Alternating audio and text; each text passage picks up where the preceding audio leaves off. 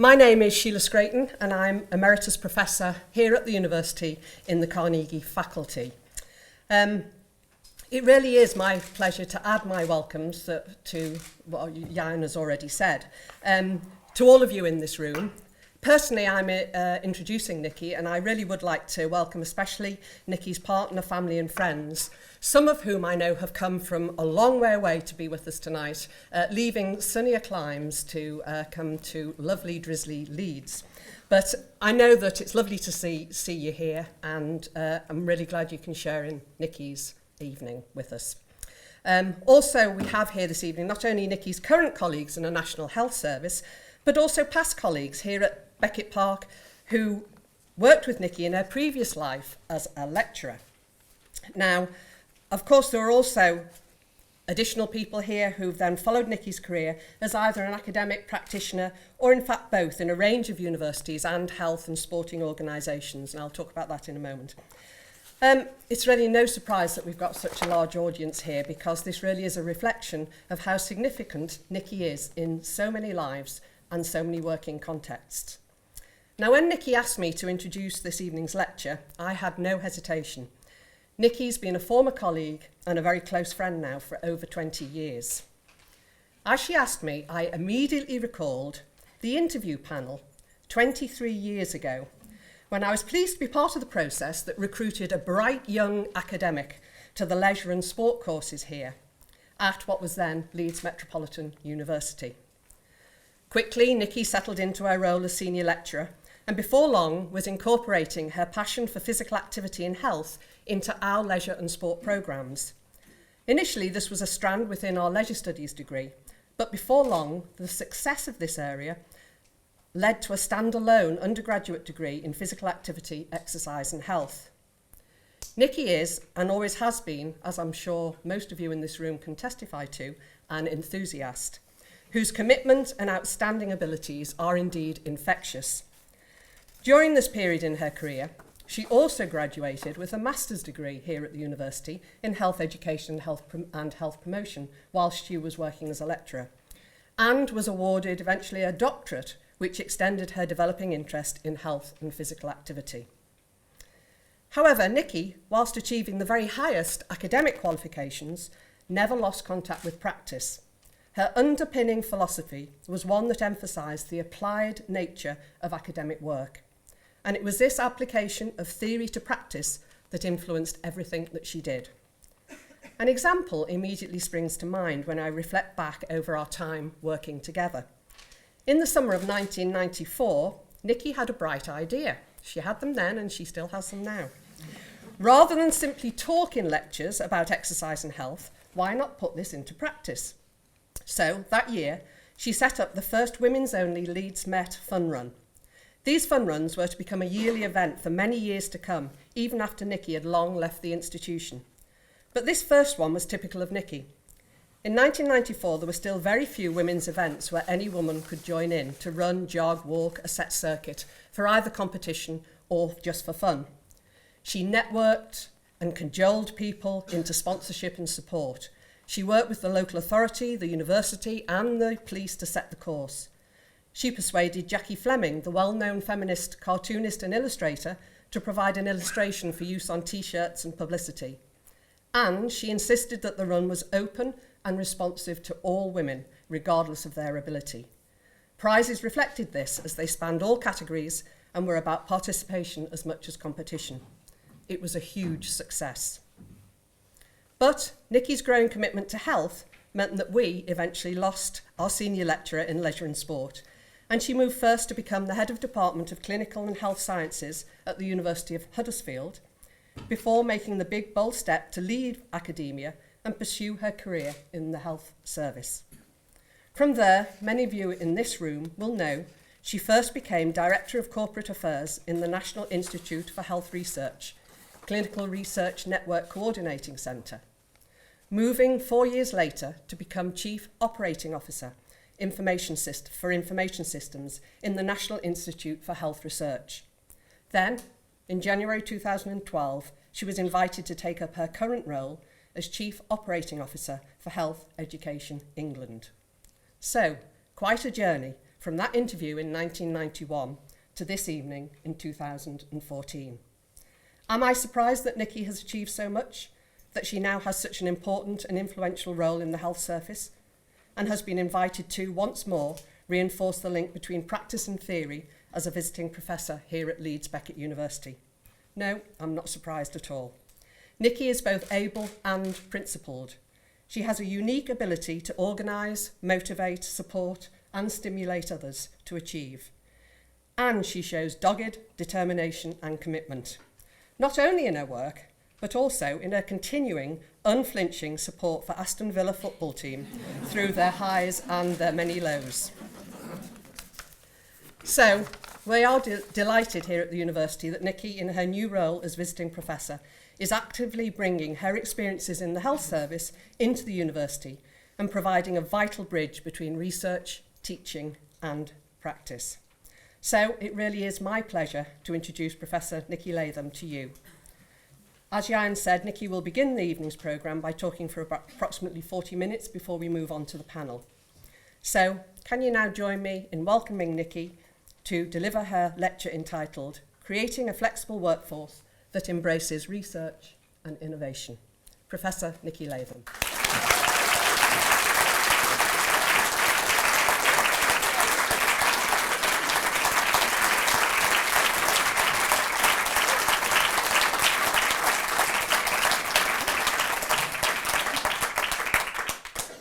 Thank you, Sheila, and thanks to everyone for being here tonight. Really appreciate it. When I was actually preparing for this lecture this evening, I realised that my connections to the university actually go back much further. They go back over 30 years. So here's a photograph of me here in the Beckett Park gym as captain holding the British Students' Basketball Trophy. However, let's move swiftly on from that 1980s perm hairstyle to the main purpose of this evening's discussion. Slightly better landscape photo, thank you. It is great to be back in the university setting and to have this opportunity to share both my personal and professional stories. I remember one of my favourite times of the year was at graduation, where each student would just walk across the stage and I would watch with pride at different times of my career, from a lecturer through to a head of department. And I'd reflect on their developmental journeys of each of those students during their time in the universities. I'm really delighted that there's some here tonight, so thank you for returning to once again listen to me. As I would then reflect on their academic and personal development, now it's a real honour to be able to stand here and reflect on my rather unconventional career path. So I will reflect on the past and the links to this university, but importantly I want to look forward and consider the future around creating a flexible workforce that embraces research and innovation, and how I believe we need to do things differently and do different things if we are to transform the NHS. So let's get some context to this evening's discussions. The NHS is facing the biggest challenge in its 66-year history, with an unparalleled shift in the health service and with the demographics of the population. There's financial pressures, which I'm sure we're all aware of the demands placed on the NHS. For example, we have 22.5 million annual attendances in A&E. And with the general election approaching, health, as we've heard in the recent party conferences, will be a key issue for all parties to achieve electoral success. Indeed, in this latest poll from the Guardian, we can actually see that the NHS was ranked the key concern for voters. Hence, the pressure on the whole system has never been greater.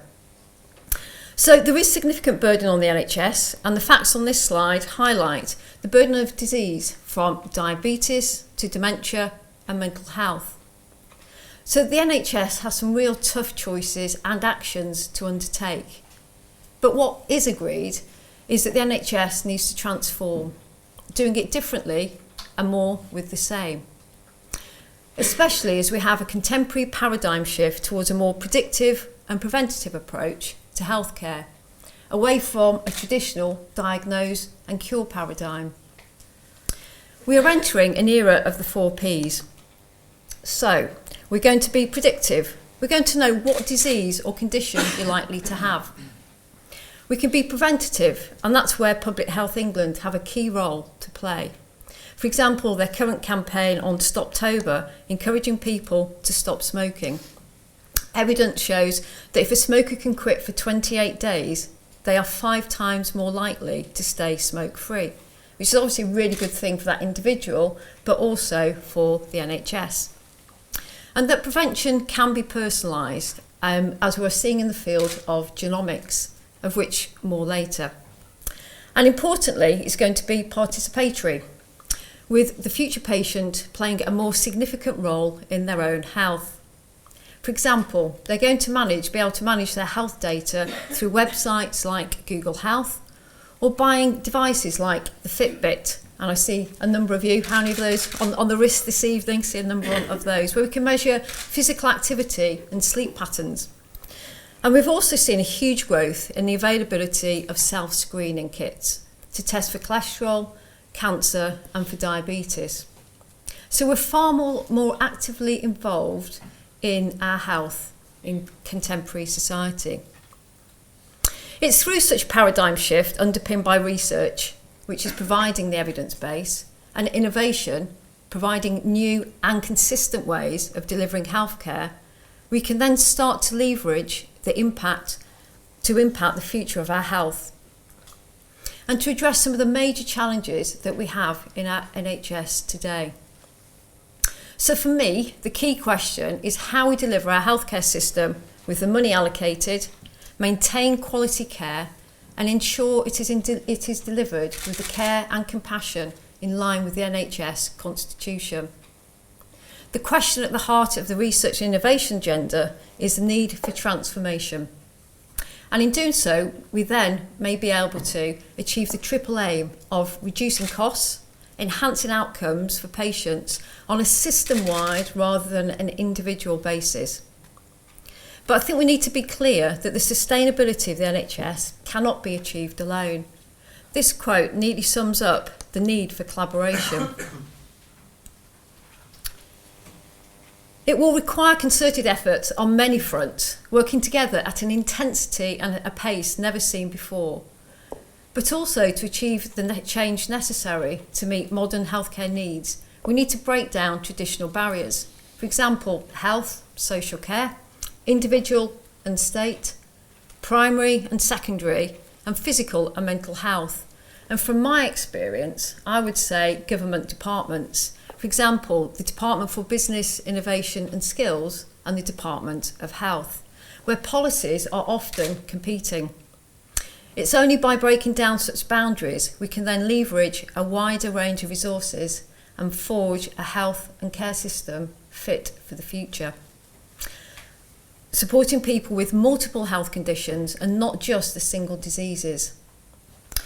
As Sheila mentioned earlier, breaking boundaries has remained both personal and political for me. From working in Dubai in the late 1980s, influencing women's rights, creating spaces and places for the women to be active. Although I must say, the view from my office was much better than my current one on the Leeds Ring Road or down in London. Or in my doctorate, challenging the dominance of a medical model in diabetes care to a social model of health. Or, as alluded to earlier, developing new undergraduate courses in sports therapy, breaking boundaries in silo course provision, in combining physiotherapy and sports science teaching. So again, in wishing to break boundaries in my current role at Health Education England, we recently published our research and innovation strategy. And we can see sort of the main strategy and our pathway, innovation pathway on the slide here. Where I was really passionate was what I wanted to do was to link both research and innovation in aim to ensure a constant flow and alignment with both evidence, the development of new ideas, implementation of good practice, but importantly, termination of duplicate practice. Historically, these areas of research and innovation have been treated separately in the NHS. So the intention was to break boundaries and promote a whole system approach, working with key partners such as NHS England and Academic Health Science Networks and Public Health England. as we all aim to improve the quality of care for patients on a system-wide basis. What I also want to make clear in setting the context for the discussions tonight is that the NHS is one of the top performing healthcare systems in the world. Not that you'd think so reading the Daily Mail, not that I'm sure many of you do, but if you do. But as this recent report from the Commonwealth Fund demonstrates, the figures, that the UK ranks first overall on quality, access and efficiency. I'm not sure that message always gets across. Our 1.5 million NHS staff deal with over 1 million patients every 36 hours. So that's 1 million patients every 36 hours. In most places, the care in our NHS is excellent, and it does remain the envy of other countries due to its comparative efficiency, egalitarian and values-based care that underpins it. So for me, working in the NHS, although not as a frontline practitioner, is a great motivation. As a student, I was really inspired by Nye Bevan and his politics, which really resonated with me. And this quote of his is relevant to the situation we find the NHS in today. I do recognise that there are enormous economic, social and political pressures, but I do believe a key part of that fight is to create a workforce that is fit for the future. One that embraces research and innovation to enable us as healthcare professionals, as leaders, as the students here who are our future workforce, and patients to transform and help fight to future-proof the NHS. There are three key areas that I think are significant if we're to develop a flexible workforce that are able to respond to the changing demands of public health, healthcare and services. And it's these three I'm going to focus on for the next part to set us up for the discussion. The first area is around care and the need to accelerate the redesign of care delivery and workforce commissioning. The second is around developing cultures of high quality care that are patient focused. And then the third is by challenging ourselves as leaders to have a commitment to everyday learning. So let's start with care. The changing needs of our patients and the changing opportunities offered by new treatments and technologies mean if we think differently and if we challenge this is the way we always do it approach, we are going to find we've got new innovative options.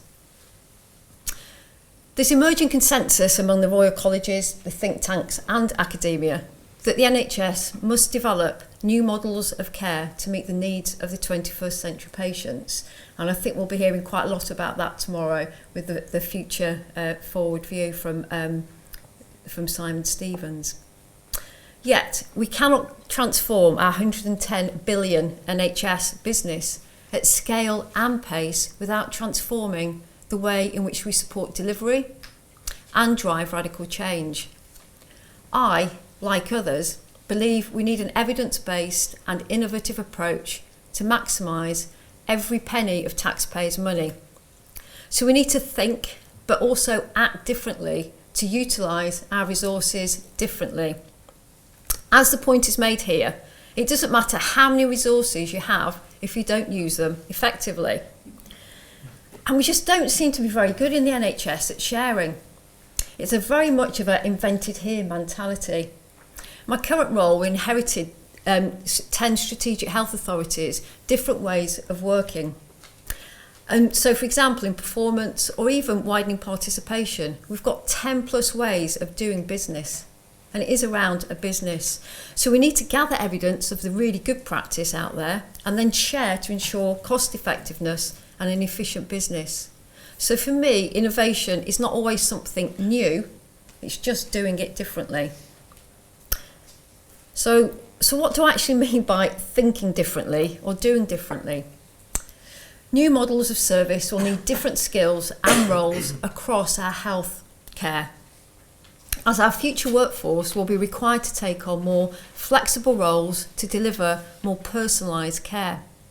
Working collaboratively across professional and organisational boundaries and ever increasingly harness new technologies, which is why I'll focus on technology later.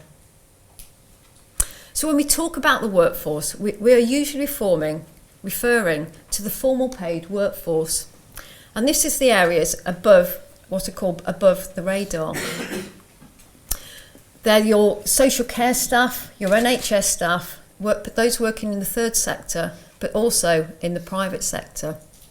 But in addition, as we can see, the people employed by the NHS and other organisations, there's a real significant number caring for themselves and each other below the radar. And I would argue that the future aim is not to supply a workforce for any particular organisational structure or care model, but to ensure we have staff in the right numbers, with the right skills, the right values and behaviours to meet both the current and the future patient needs, and that these will be complemented by these informal networks. And this is reflected in Health Education England's core purpose, as we can see here. But importantly, what I'm interested in is a quote from the Lancet, which says, "Health is all about people. Beyond the glittering surface of modern technology, the core space of every healthcare system is occupied by the unique encounter between one set of people who need services and another who have been entrusted to deliver them." And I think that quote makes it really clear that this is about people, the workforce, not bricks and mortar. Yet we also need to recognise that the service has really struggled to deliver major shifts in how care is provided. We can see this in the nursing workforce. So in 2001, 14.5% of qualified nurses of the workforce worked in the community, with 54.1% in the acute, elderly and the general. But then, 10 years later, this has only risen to 15.1% and 54.7%. So therefore, we've seen no significant shift in the community resource, even though that's where policy is pointing us in that direction. So we are still a long way off the Royal College of GPs' vision of integrated care formed around the needs of patients and not driven by professional convenience or historic location. For us at Health Education England, and we invest at the moment £4.8 billion of taxpayers' money in education and training for our NHS future workforce, which means we're currently making very expensive assumptions about future healthcare models. So if we today make the wrong decision, we risk locking the service into outdated models of care. Hence the call to now think and act differently to ensure we create a workforce that's fit for the future. Fundamentally, the rationale for creating a flexible workforce that embraces research and innovation is to improve the quality of care. To do so, I believe we need to harness the inherent power of people in their own care. Thinking and indeed rethinking the role of patients has been central in my career. My doctorate research provided an analysis of the management of type 2 diabetes, but from a patient's perspective, and that's what I was really passionate about. Through acknowledging patient stories of living with this chronic disease, the aim was to make connections between the medical and the social. At the heart of the work was to challenge the dominant discourse of medicalisation and assist theoretical and practical change, enabling effective diabetes care. But having the courage to challenge the care model was also inspired by having inspiring people around me, like Professor Tricia McKinney, who was prepared to think differently in the arena of epidemiology, or consultant physician Jonathan Bodansky, who had some refreshing, if rather radical, ideas about diabetes care. But for me, it was radical in going to the root cause of the problem. So the modalities of treatment for diabetes are medication, diet and exercise. And we found that patients complied with the medication and diet, but not with the exercise. And that was mainly because in those days it was a 3 times 20 minutes of vigorous exercise. And the patients reported back to us, well, that's because it's like sort of the images of Jane Fonda, or I know there's some people in here who'll remember the Green Goddess videos, and that's what it meant to these people. So the key was to encourage more day-to-day activity, walking, doing some gardening, taking the stairs. So it was reframing thinking from exercise to actually physical activity, which is now a key prevention message. I, like many others, would argue that we still need a radical upgrade in prevention and public health. 12 years ago, Derek Wanless's health review warned that unless the country took prevention seriously, we would be faced with a sharply rising burden of avoidable illnesses. This warning has not been heeded, and the NHS today is on the hook for those consequences. So it is inspiring people who help innovate, but as I've also learned, it is us as patients who have a responsibility, but who also inspire change. Some people in the audience will know of Kate Granger and her campaign around the Hello, My Name Is.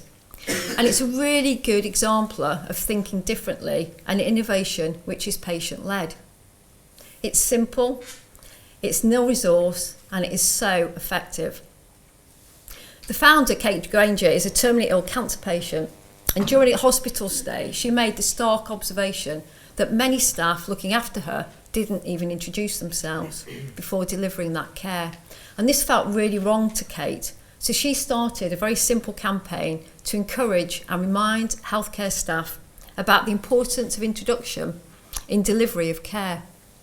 So her belief is that it's not just about knowing someone's name, but about compassionate care, which is about making a human connection, beginning a therapeutic relationship, and building trust. The Hello, My Name Is has made over 56 million impressions in the last year, and it's been embraced nationally and by our frontline staff, and has been recognised by senior leaders and politicians. Kate continues to fight for her life, but her legacy for healthcare professionals and, importantly, patients will remain with us as we continue to implement this innovative practice. A key question for us all tonight is, what legacy, both individually and collectively, do we wish to leave with respect to the NHS? What Kate's work also informs us, again, is that innovation isn't always about money. It's about keeping it simple, standardising good quality care, and thinking differently. As Einstein concludes, we need to change our patterns of thought. As we think about everyday practice, commentators often talk about us living in a VUCA world. And that's one that's volatile, uncertain, complex, and ambiguous. And I'm sure there's many of us here this evening, especially frontline staff, who would describe that's how they describe today's NHS. Personally, I would use this analogy in relation to health visitors. And the current government's manifesto to achieve 4,200 health visitors, I've got to be careful, my chair's in the audience, by the March 2015. It is uncertain, it's complex, and it's ambiguous due to the challenges of working across a post-structural NHS system, the lack of evidence of why 4,200, why was it not 2,000, why was it not 5,000, and also retaining newly trained staff. I could go on, but I think you'll probably get the sense of the challenge. I can certainly tell you, and I know my colleague Wendy would agree, it's really volatile when we meet with ministers to discuss this pledge. I've learned that we need to ensure we no longer have evidence-free policies designed to deliver votes rather than change in healthcare delivery. A key driver on future healthcare delivery will be the impact of technology, which will play its part as we need to find new ways of working to meet the rising demand for care and the financial pressures on all parts of the system. So we need to use the opportunities offered by technology, including shared information, standardised processes, to both innovate and help transform care and enable the public to access information and treatment in a way that meets their needs on an individual basis. This evening, I wanted to highlight the extent to which technology and innovation from within and without the healthcare sector will increasingly disrupt the way that patients and staff perceive, manage health, but also ill health in the future. Disruptive technology will be important in spreading innovation to improve the quality of care. A great example of this is the iPhone. I've currently got an iPhone 5, hopefully switched off somewhere, and I just wonder what the iPhone 10 or 11 will be able to do. Personally, I'm hoping cook dinner, and I'm sure my friends who are here would agree with my culinary talents. But as I look at my nephews here, Alfie 6 and Jack 13, who are so technologically literate and confident, and I just reflect how much has changed. It wasn't until I worked here in my first lecturing role at the age of 26 that I was introduced to a computer. And that was really a challenging year for me, getting all my lecturing material together for my first year of teaching and learning how to use this new computer. But I do understand that the university's IT helpline calls have reduced significantly since I left. But yes, I think it just shows how people are young people are just brought up using technology now. So in 2007, approximately 18% of adults used the internet to access health information. In 2013, this had risen to 43%. So in 6 years, we've seen just over a 50% increase. With new technology, we're seeing a constant increase of apps in health. Indeed, of all apps accessible, health are the most downloaded. So 47 million health apps have been created in just 5 years. So we need to pay attention to how we harness these innovative developments in healthcare. One app that's developed, which is of personal interest to me, is measuring your blood glucose on your iPhone, and potentially in the future sending that to your community diabetes nurse specialist so that they and you can better understand your blood sugars.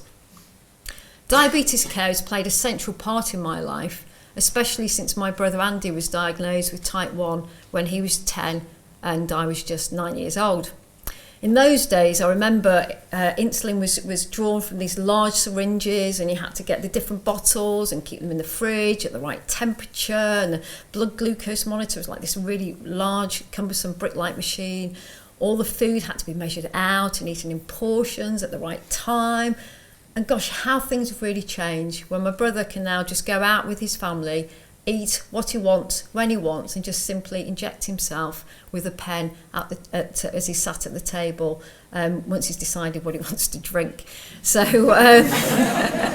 so I'm sure my brother and many people living with type 2 diabetes are delighted on these technological advances and no more large syringes.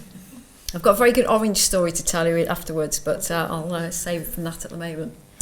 So we can see as we move towards a 21st century system of integrated care formed around the needs of patients and not driven by historic location, technology will really influence advances.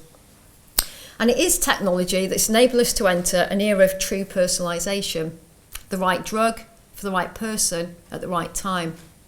And I'm currently working with Professor Sue Hill, who's our Chief Scientific Officer in England, who I'm really delighted is on the panel this evening, leading a programme of work on genomics, ensuring we have a trained workforce to support genomics-based medicine in our National Health Service. The Prime Minister launched an ambitious programme of work to sequence 100,000 whole genomes from NHS patients by 2017. So with transformational technologies, we can now examine the whole of a person's DNA, their genome, much quicker and cheaper than ever before.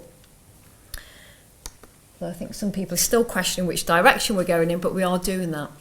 Increasingly, this genomic information is supporting the development of personalised medicine, being able to choose the best treatment depending on the genetic makeup of that person, the prediction of diseases and the prevention of disease depending on your family history. So that's why we at Health Education England have a responsibility to make sure that we train not just our current workforce, but also our future workforce in the skills they need to be able to respond to such new technological approaches to care. The NHS is in such a unique position to be able to be at the forefront of this global medical revolution. And it has many numerous growth areas associated to this pro-research and pro-innovative spread of healthcare improvement.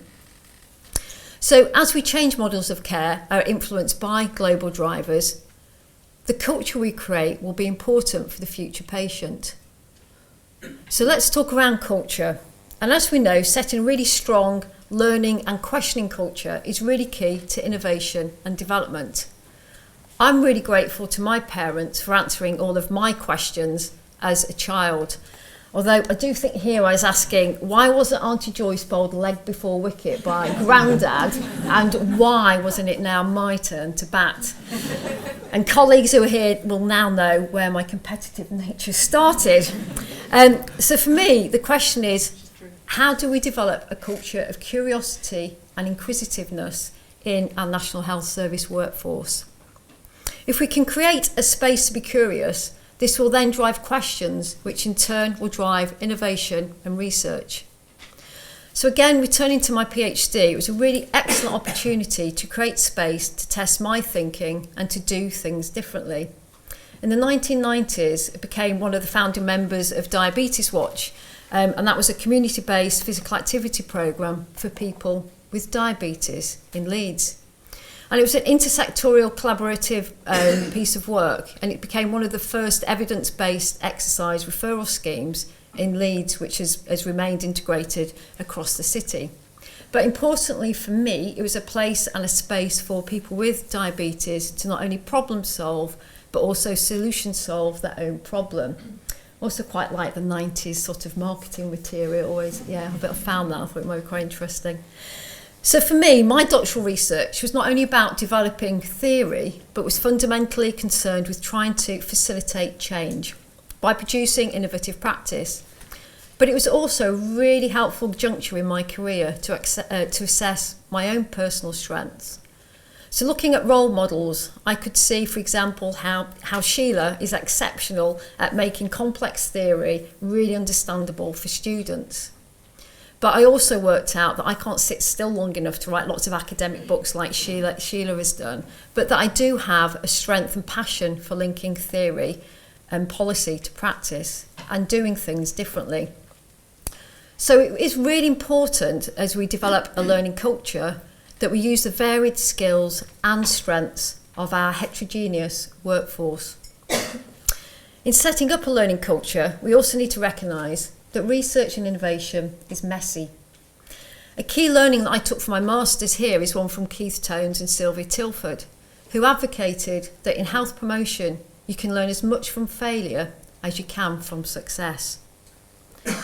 It's a culture we need to embrace, I believe, if we're going to create an innovative workforce with the ability to take learning from what works well, and importantly, that practice that doesn't work so well. Our challenge is to ascertain how we can facilitate experimentation of new ways of delivering better healthcare outcomes and create safe harbours for innovation to be tested in practice. Again, academic health science networks have a key role here, and maybe we should learn from industry where they have a fail fast, learn fast and fix fast culture. So the importance of imagination, that is the unique human capacity to envisage that which is not, is at the core of all innovation.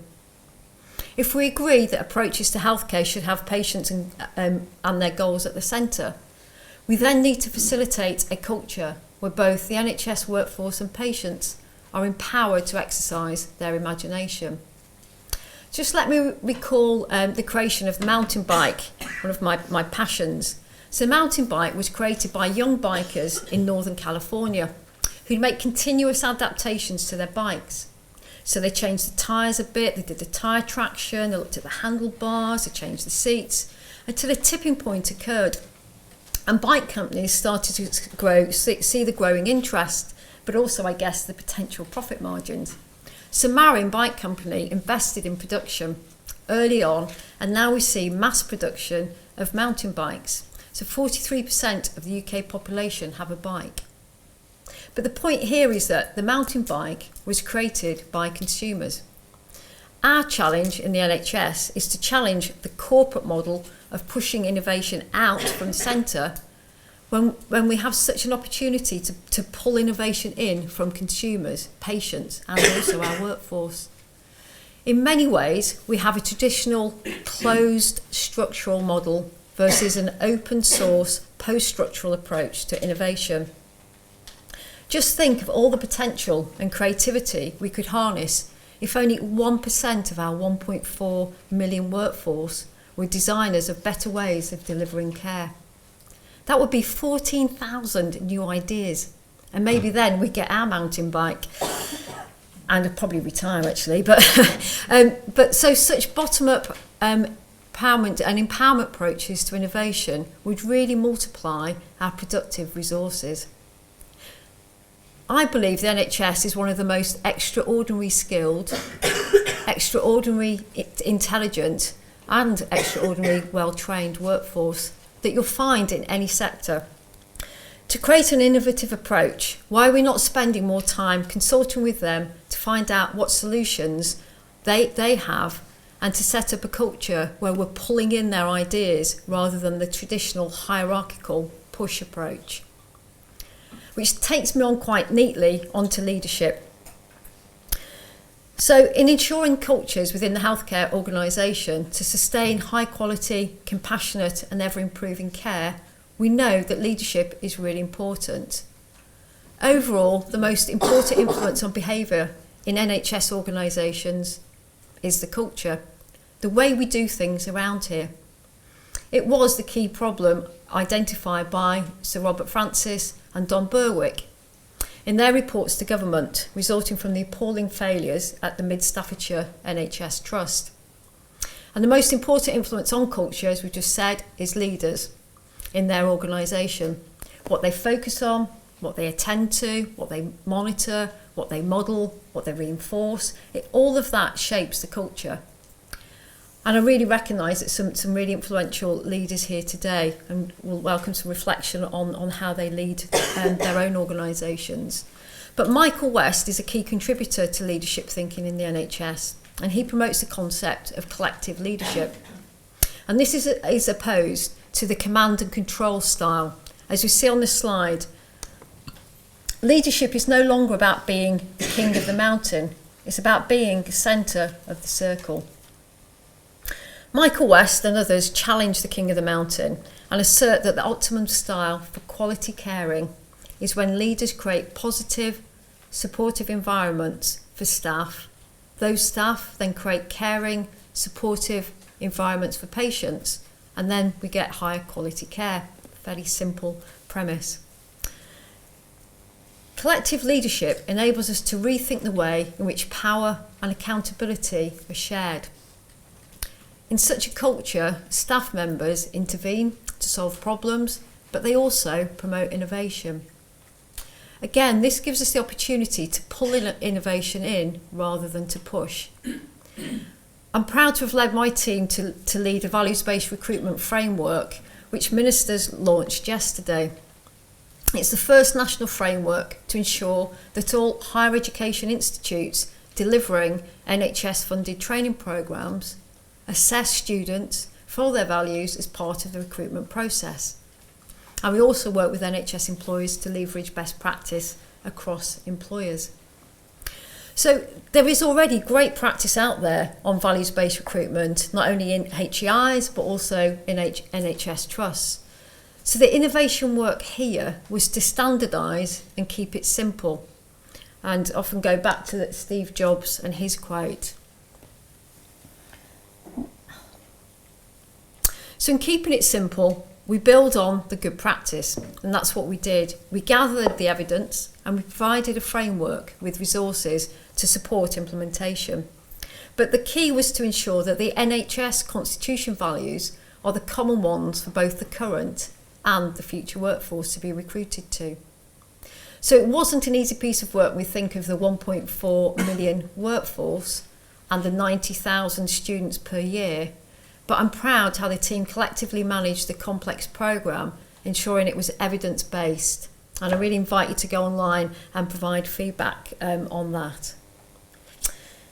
An inspiring vision to be evidence-based and to innovate is important, but it also needs to be an inspiring vision in practice and behaviour, and how you then inspire the next leaders.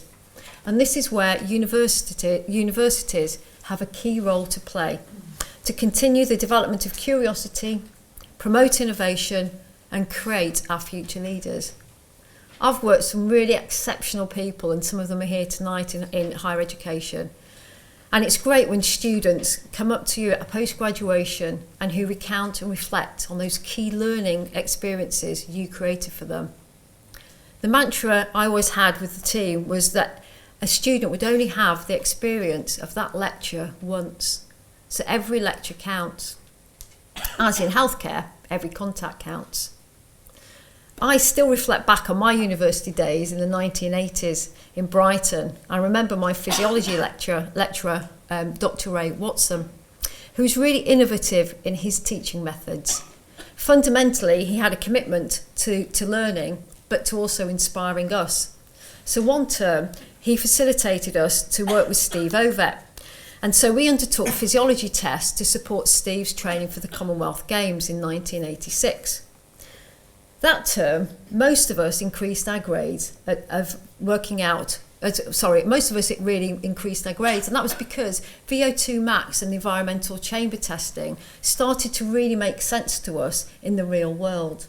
I just want to sort of hasten to add that these were the days before Team Sky or professionalism of sports science. I suppose just the question again to yourselves is, I wonder who your pivotal people are in your learning and what's influenced you. So in closing, the health workforce is the engine of the future NHS. They are the source of innovation and radical ideas that can save and transform lives. An investment in our workforce, which we currently invest 4.8 billion annually, is not just an investment in a person's career, but it's a real investment in the intellectual property of our country. So we need to do more to harness their ideas and innovative evidence-based practice if we are to drive up quality and productivity in all parts of the NHS.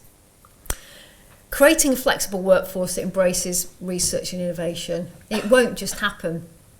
I believe we need to organise, evaluate and cohere to make sure we align our efforts and our investments with national priorities and national interests.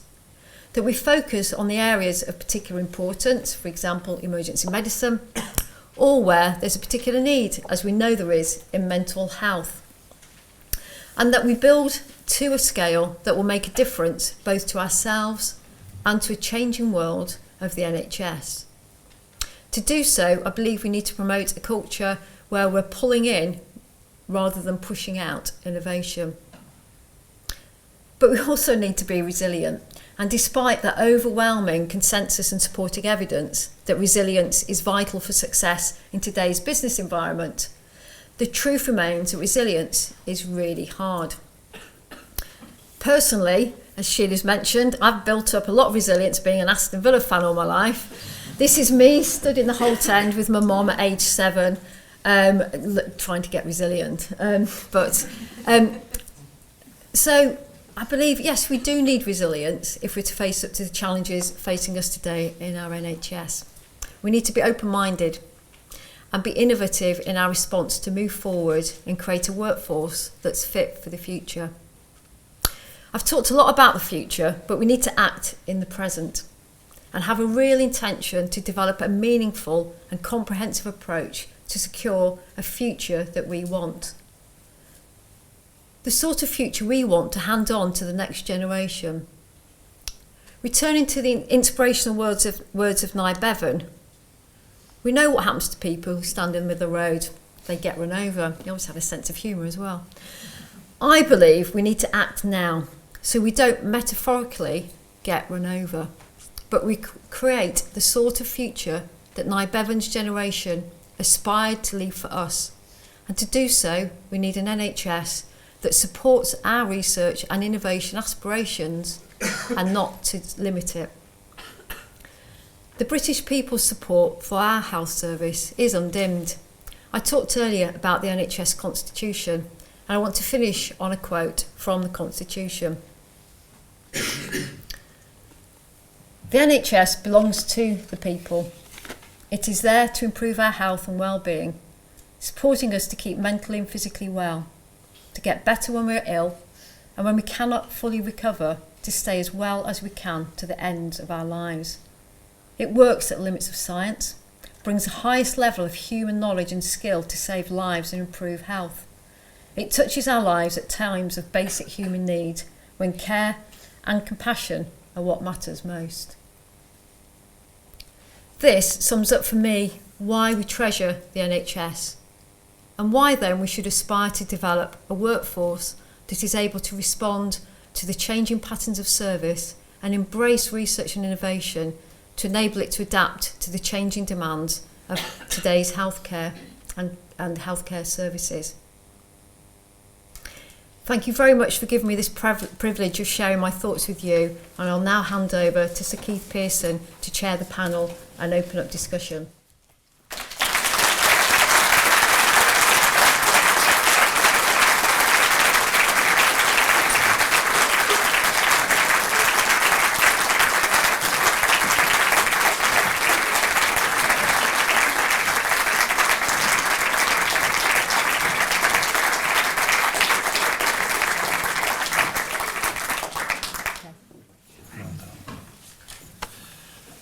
Okay, whilst the panel settle down, what a powerful and thought-provoking lecture, and how appropriate that it should be run as a lecture which is a public lecture.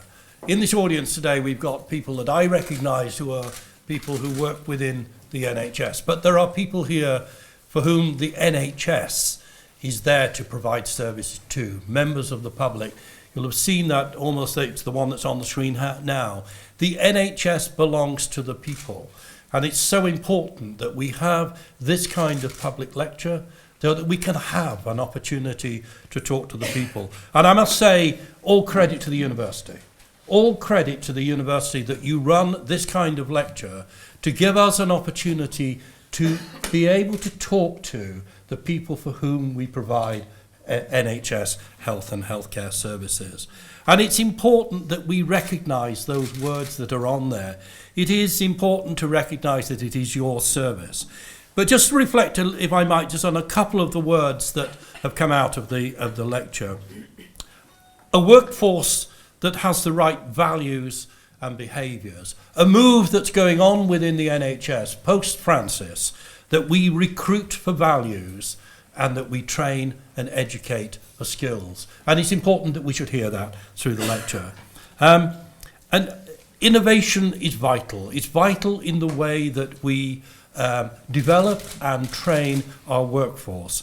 And it's very interesting that if you hear politicians talk about the NHS, you'll hear words like the NHS is safe in our hands. But the lecture reminded us that it is only safe in their hands if we continue to invest in the workforce of today and tomorrow. We were reminded that if you order a doctor today, it'll be about 12 years before we can deliver you one that is competent and ready to move forward and deliver the healthcare that we want. We order a nurse today, 3-4 years before we can start to see that nurse effective within the NHS. So I repeat my opening words, a powerful and thought-provoking lecture, and I'm very grateful to you for that. Now, how are we going to do this? What I want to do, just very briefly if I can, is just to introduce the panel, and then we'll look at the rules of engagement, if we might, and see how we're going to use these next 25 minutes. So you've met Nicki, who has developed and presented the lecture today. Jan, you've already met from the university. Professor Sue Hill, who you heard spoken about in the lecture, Chief Scientific Officer for NHS England. Sir Andrew Cash, well known to anyone in this neck of the woods. Sir Andrew is the Chief Executive of Sheffield Teaching Hospital NHS Foundation Trust and has been very effective in the NHS over many years. And June Stansfield, who is working in Public Health England's National Wellbeing and Mental Health Programme. So that's the panel. What I'd like to do in just a second is ask the panel, not you, Nicki, but ask the panel just to reflect, if they might, very briefly on the lecture itself, what they took out of that. Then what I want to do, so this is preparation for your good selves, is I'd like to turn to yourselves and really ask for your own reflections. This is an opportunity, and it was said to me earlier that this may be something that we might want to do more of. More public lectures, more public engagement, where we can get more input from the public about where we're going. So this is your opportunity, both colleagues from within the NHS who are also patients and the public who are here today, to reflect on what you've heard and offer us a little of your own thought, your own wisdom on where the NHS is going in terms of its workforce planning. So, with that said, what I'm going to do, if I might, is I might start at the other end. Jude, any reflection from yourself? Thanks, Nicki. Lots in there. Great lecture. I was delighted to see the public health and start off with that. Obviously, working in public health, that really resonated with me. And in fact, I've already scribbled down around the wider workforce. The NHS can't do this alone. Before then, you put up Duncan's quote around that. And that obviously is a mantra for Public Health England, that we cannot improve the public's health by just health services alone. We need other workforces to do that. And I guess that's a challenge for how do we work across workforces. What role does the NHS workforce have in working with other workforces in the business sector, workplaces, education sector to improve people's health? And you also spoke around every contact count, and that's another phrase we use in programme about making every contact count within the NHS for public health, so that every contact that a patient might have within the health service is a health promoting contact. So we're looking to the NHS workforce to open up a conversation with patients around aspects of their health that they can improve. Now that is sometimes a challenge to the member of staff doing that, about what is their knowledge and skills to do that, what is their personal values and comfort zone in doing that as well, what's their own health. Yeah.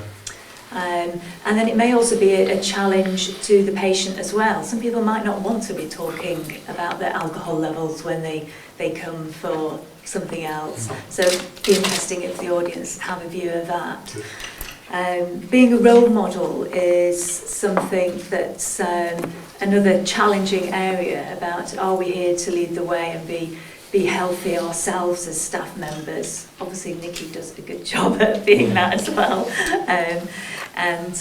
Yeah, that's something that as an organisation, the health service isn't often seen as being a healthy organisation for its staff, and so looking after our own staff's health is very important, and being health promoting hospitals as well. Good, that's a nice opening theme. Andrew?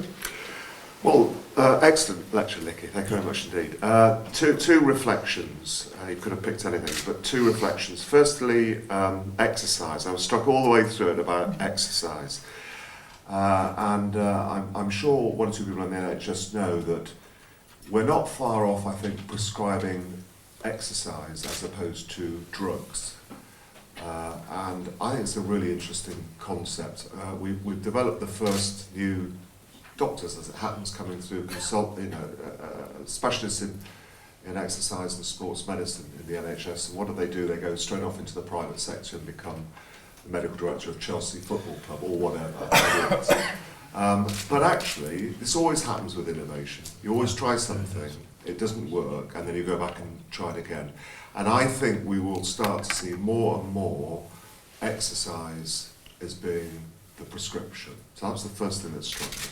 The second thing that struck me was really innovation and technology, what you said about technology.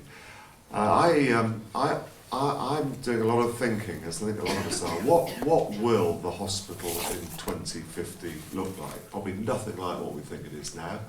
Or even what will Care 2025 look like, 10 years' time? And a lot of what you said, I could see a big partnership with the individual and their family, with academia, with industry, and with the health sector, about designing what you said, services around that individual. And I can see it very much being well-being based, you know, where we would be saying, let's have a call for a combination of projects on your BMI or on alcohol or on tobacco or on cholesterol, and getting that combination of industry, academia, the individual health working together. And yes, we're seeing the beginnings of it in technology and, you know, iPads that tell you how much, you know, you've walked today. What will that be like in 10 years' time then? That's just a fascinating set of things that you raised. Okay, helpful. Sue?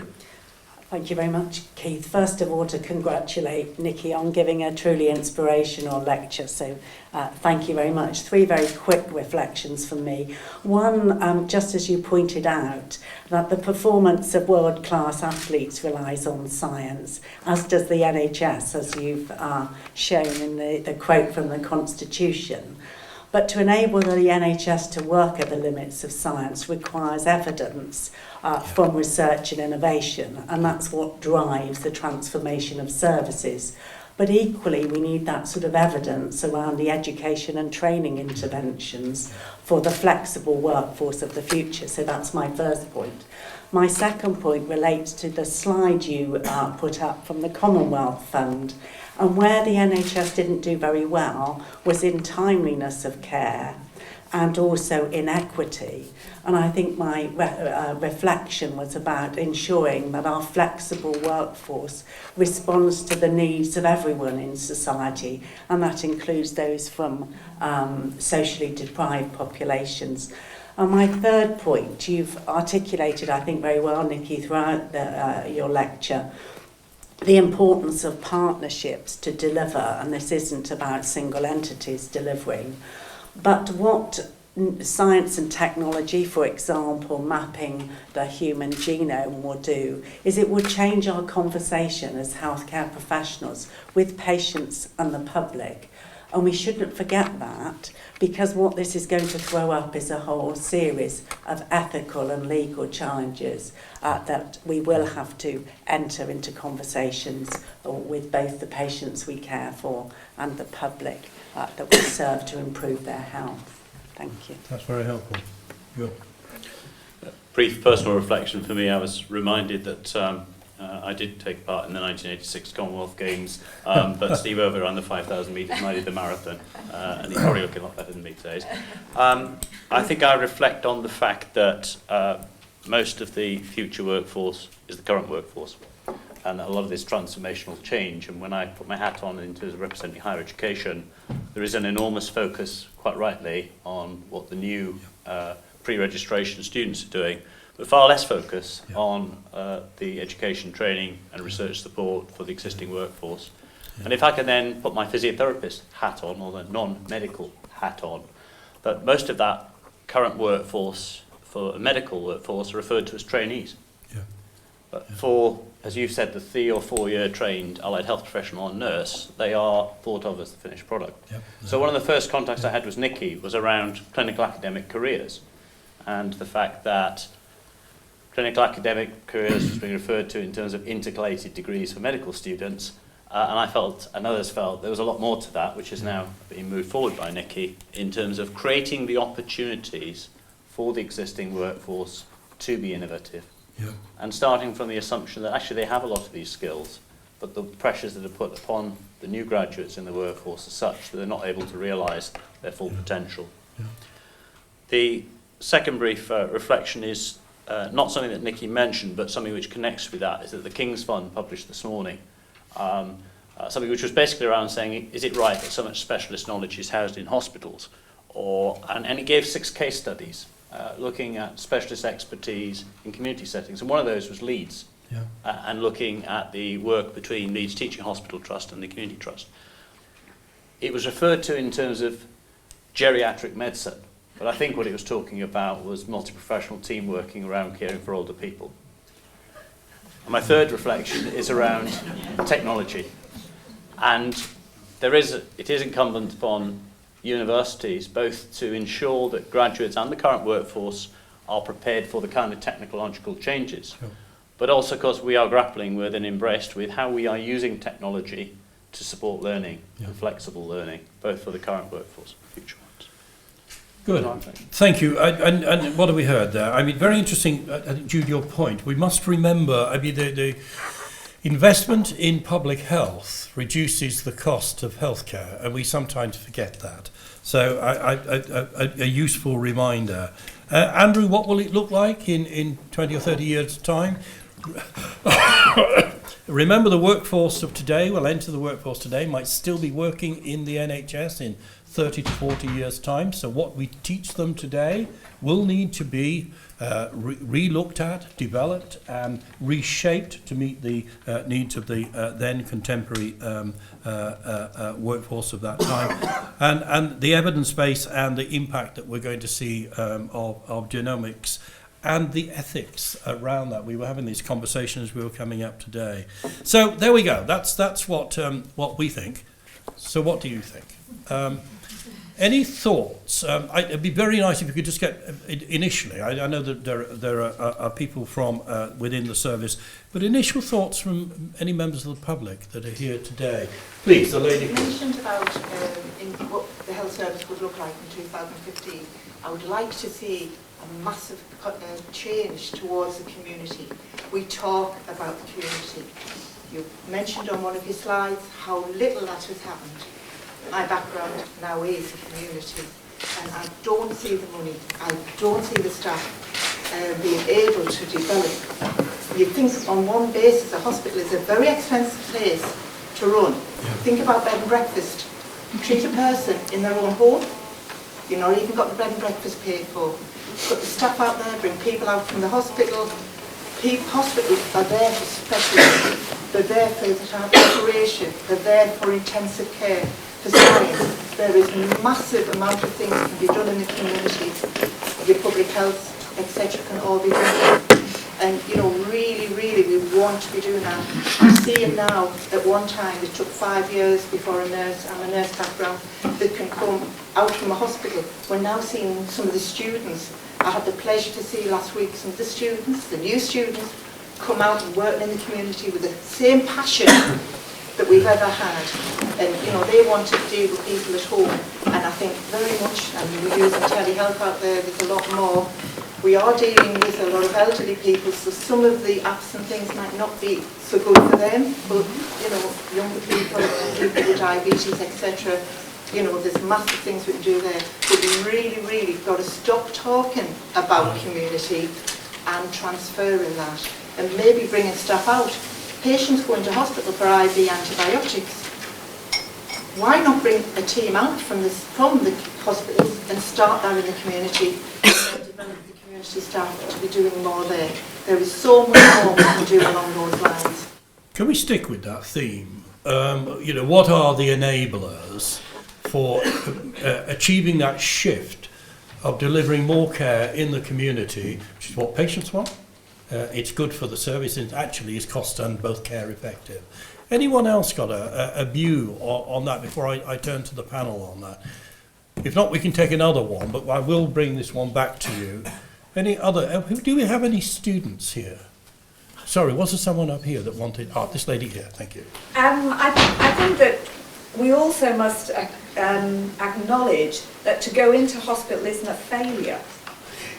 Because actually, if we continually say that, we need to move things out into the community and things can be done better in the community, that actually to see a hospital admission always as somebody with a long-term condition has failed in some way, and then our main aim once you're in hospital is to not be in hospital, so we'll get you out as quickly as possible, sometimes doesn't give you the opportunity to nurse and give medical care and give the time to press the pause button and think and be innovative and do the research and generate the ideas. So the continual drive for efficiency can sometimes get in the way of being creative. In as much as your point is about the community being the right setting for certain care that we provide. Your point is that we shouldn't make sure, or we shouldn't have a view that a hospital's a bad place for someone to be. If it's the right place for them to be, it's the first place they should go. Again, we'll come back to that. Anna, I want one more if I'm desperate to... Oh, this gentleman here. Oh, sorry, Father. Just an observation, as I've told before, I don't live in this country, but going to the hospital, I have heart problems and diabetes, I'm just greedy. Going to the hospital a very short while ago, sat talking to the cardiologist and trying to, for myself, say, well, when will the report go back to my doctor so I can arrange and interpret, etc. And she says, it's already there. Yeah. Push the button. That's bringing technology. We went to have blood tests last week, and again said to the nurse who took it our own local place, when we were ready, within a few days. We had a text message the day after that, and told we can go on to the hospital with our own code, etc., look at the blood test, print it out, and then we already made appointment with the doctor. We were able to cancel that appointment and free up the doctor's appointment. Doesn't that just resonate with many of us in this room? Isn't that probably one of the most irritating things, where you think, surely we could get with the kind of technology you're talking about? And actually, in part, some of that is already in place, and we might hear a little from Andrew about how we can perhaps energise using the technology so that we actually connect our customers to the kinds of service that they want in a more advanced way. I'm still desperate to hear from a student. I'm not so sure that I will come back to you. I will come back to you in just a moment. But do we have a really genuine student here? Excellent. I'm not quite a genuine student, but I'm still doing a PhD. Well done. You'll do. Well, within my PhD, I'm looking at the training and development of sports psychologists. So although it's sport and exercise psychologist, so although it's a albeit slightly different provision, I was quite interested and struck by the My Name Is campaign, in the sense that, and also the latest comment about provision in the community and potentially rushing people in and out of hospitals, and maybe the danger of moving on with technology so fast is that we forget about the social element and the interpersonal skills that people need to be effective as practitioners working with individuals either in the community or in the hospital. And I just wondered if your thoughts in terms of the training and development of the new force, so to speak, effective in terms of bringing those people so they do have the requisite skills to work effectively either in hospital or in the community. I'd just like to say thanks very much. Excellent, well done. And I think, as Nicki said, the future workforce is here today. So it's about how we develop that. I feel I really must let you have your say, and then I want to go to the panel, please. Let me know, I might not make it. No, I think Nicki's dad's point was very important in that who's got the biggest vested interest in their own health? It's not anybody, it's me, and actually being able to get access and then influence the way that my health is delivered, I think is fundamentally part of what Nicki said, is empower the patient, empower the members of staff that can deliver that care, and we'll transform the NHS. Okay, well, with your agreement and possibly even... Oh, did we have someone? Gentleman up here. Just put my hand up. I'm a student at the university doing the master's degree in physiotherapy. Nicki talked about research, and obviously being a current student, research is really firmly behind everything I do. Everything is, what's the evidence behind that? I don't know the author, but someone said that at the minute we are,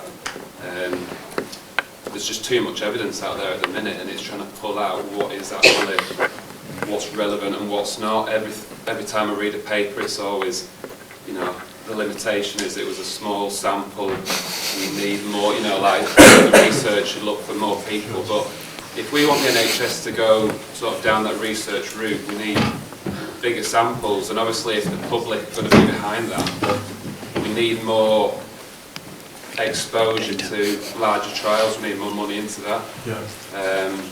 Everything's just too small at the minute. It's 20, 30 people being part of a sample, and we just need thousands. Especially if that's going to actually improve the NHS Okay. The evidence-based. The research and the evidence base. And when we talk about I think sometimes we do patronise the public want evidence too.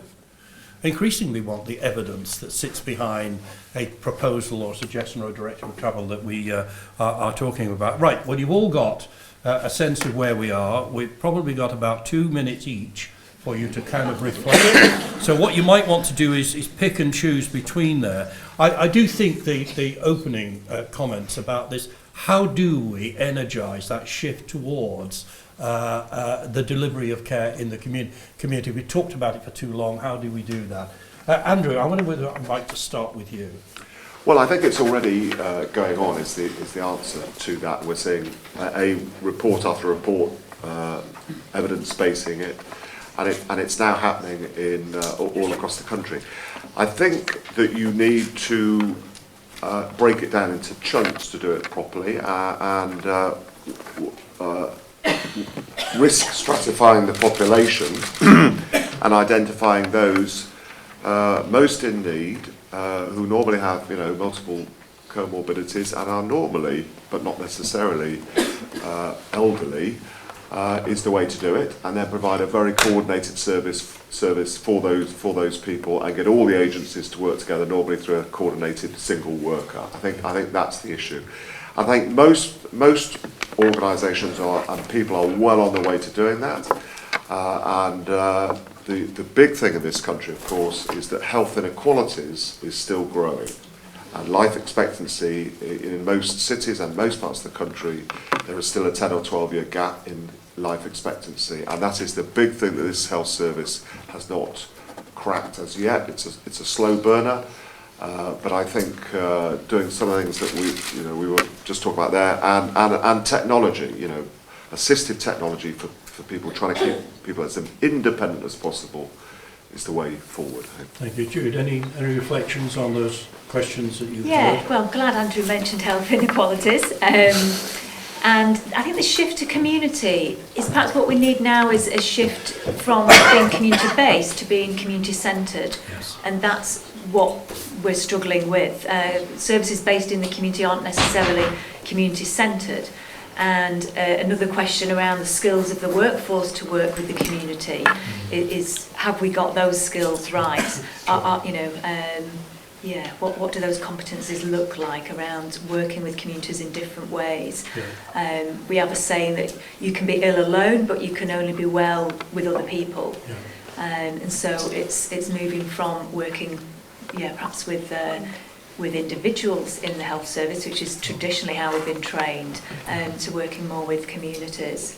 And I think the comment also around, the last comment around research and sample sizes, obviously we have NICE guidance, it's just built up on more systematic reviews, but even then we have NICE guidance that isn't implemented, so there is a problem about implementing the evidence we know.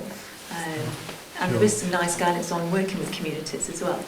And community-centred, I think, is quite a nice phrase, and maybe addresses the point that the lady raised over here. It's about it being an appropriate setting, but not the only setting. And as far as hospitals are concerned, it should be the right place for that particular care need delivered in that setting. Sue? It's interesting because we had just this debate at the NHS Leadership Forum last week. Yes. And I think in moving forward, where we all came to was the need to have an outcomes-based focus, which is if we fundamentally want to change the burden of disease in this country and move it away from treating people with severe disease and diagnose disease earlier, and where there's an opportunity to influence either through lifestyle changes or through some of the newer medications, we will need to support care in the community slightly differently than we do now. We haven't got all the enablers in place to enable that to happen, but there's certainly a dialogue going on, and in the short term it is about stratifying patients, as Andy's rightly said, and using all the other levers that we can in terms of better supporting primary and community care. And it will require us to think differently as a workforce about organisational boundaries and not be bounded by being employed by a hospital and not necessarily being able to work out in the community. And I'm sure that there are new and innovative models emerging. I want to pick up Nicky's father's comments because we are working towards, I think, being able to get diagnostic test results available more quickly. I don't think we're quite there yet, but I think it is on the list of things that we need to address. And by March next year, patients will get their results directly. But what comes with that is the need to give appropriate information, because some of it is a series of numbers that sometimes when people, healthcare professionals, look at that, they know that there's nothing to worry about.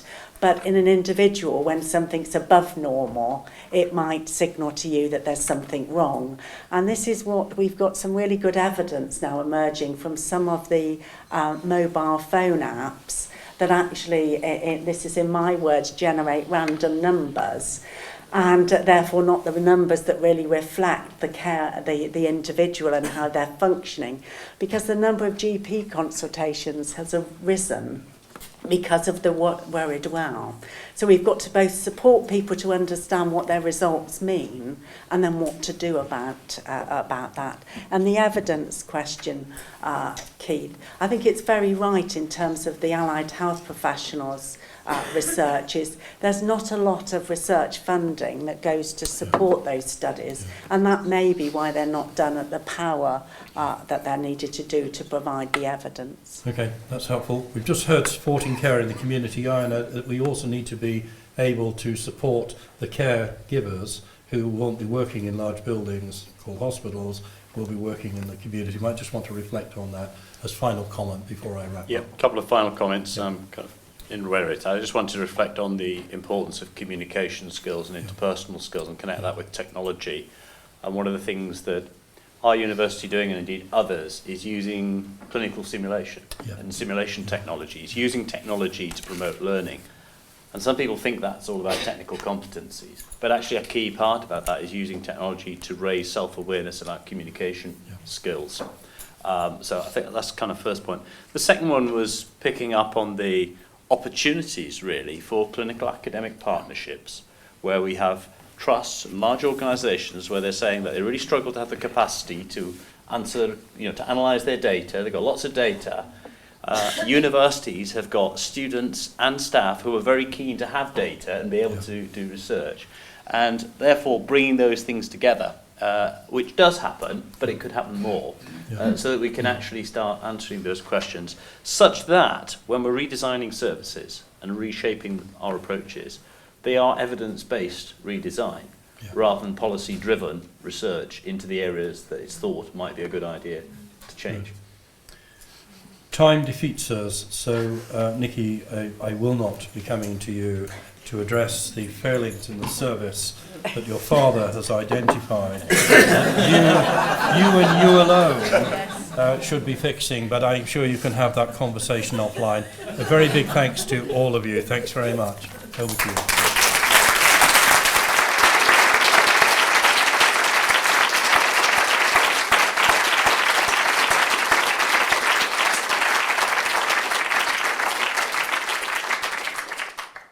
Is it possible to make a comment? Because there was a challenge in Nicky's presentation, which was linked to Kate Granger, My Name Is.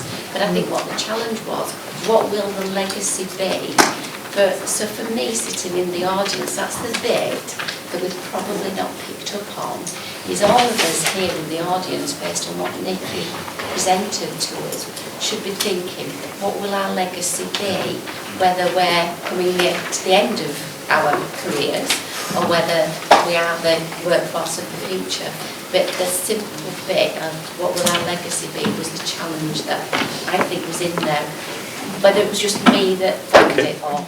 That's a really nice thought. Okay, time is running away. Let's just very briefly, it remains for me to again thank Nicki for a really inspirational lecture, to thank to Keith for chairing so well that debate and panel discussion, and indeed to each of the panellists for giving up their time. I was here anyway, but for each of the panellists for giving up their time, and to all of you for speaking. And that last point about, so what next? What is each of you in the room going to do when you leave this lecture theatre, either by carrying forward thoughts, discussions or actions to do something different?